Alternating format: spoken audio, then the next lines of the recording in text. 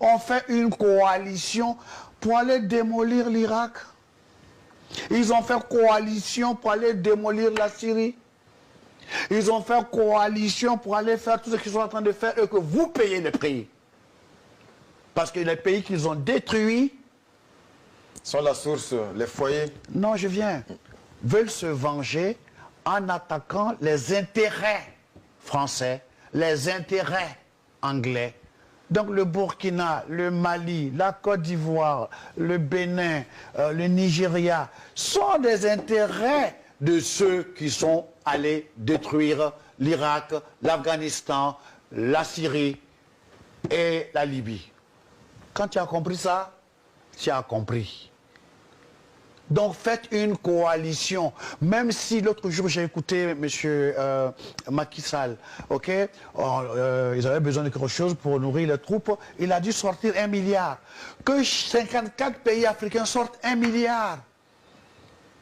Prenez des maquettes si vous voulez, armez les soldats, partez. Qu'est-ce que vous n'avez pas compris?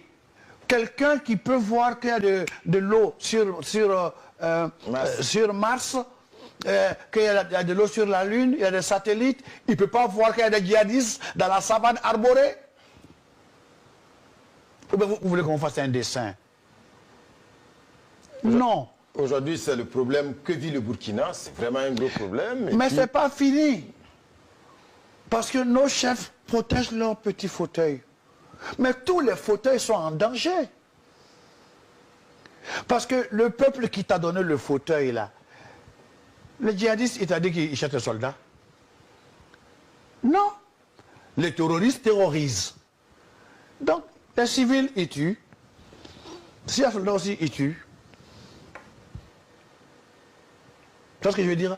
C'est une guerre de vengeance. Quelqu'un a pris nos chômeurs, les a armés, et puis les venger moi. Vous êtes convaincu que c'est téléguidé? Bien sûr que c'est téléguidé. Attends. Bien sûr que c'est téléguidé, je te répète. C'est une guerre de vengeance. Ok? Elle est éclatée là. Ok? Tous les pays qui appartiennent aux pays européens, occidentaux, qui ont fait la coalition contre l'Irak, contre la Syrie, contre la Libye, contre l'Afghanistan, sont tous concernés. Parce que les gens veulent démolir, se venger comme ils peuvent de ceux qui ont démoli leur pays.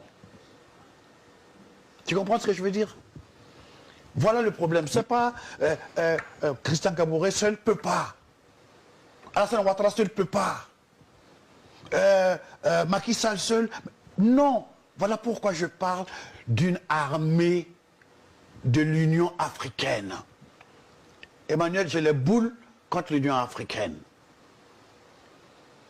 Ok? Ils sont dans un fainéantisme criminel. D'abord, vos enfants vont se noyer par milliers. L'immigration? Mais la preuve est que vos politiques, ok, vous avez les matières premières qui nourrissent tout le monde entier, sauf vos enfants. Il y a un problème. Mais actuellement, quand vous prenez ne serait-ce que la sous-région, on a l'impression que chaque pays attend de son côté que le feu arrive. Parce que le terrorisme était au Mali, au Niger, ça a débordé au Burkina. Aujourd'hui, ça rentre un peu en Côte d'Ivoire, ça rentre un peu au Bénin, ça rentre un peu au Togo.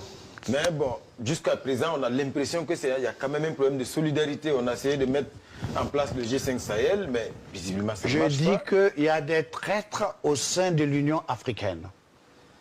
Des traîtres qui ont vendu le continent.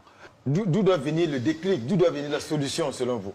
Le déclic doit venir des lucides qui ne sont pas encore embrigadés, corrompus et qui ont vendu l'Afrique en vendant leur âme.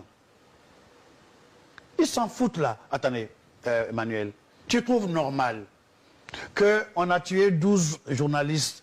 Je ne suis pas d'accord avec ceux qui ont tué, hein. Je ne suis pas d'accord, ok? Mais qu'on a tué 12 journalistes de Charlie Hebdo en France et que nos chefs d'État se ramassent pour aller pleurer sur les Champs-Élysées. Et qu'au Burkina, il y a 54 qui sont tués. Au Mali, il y a des villages qui sont rasés. Et puis, aucun ne vient pleurer. Même dire Yako. Voilà. Il faut qu'on s'en débarrasse. je ne dis pas de les chasser, hein. Il faut qu'on les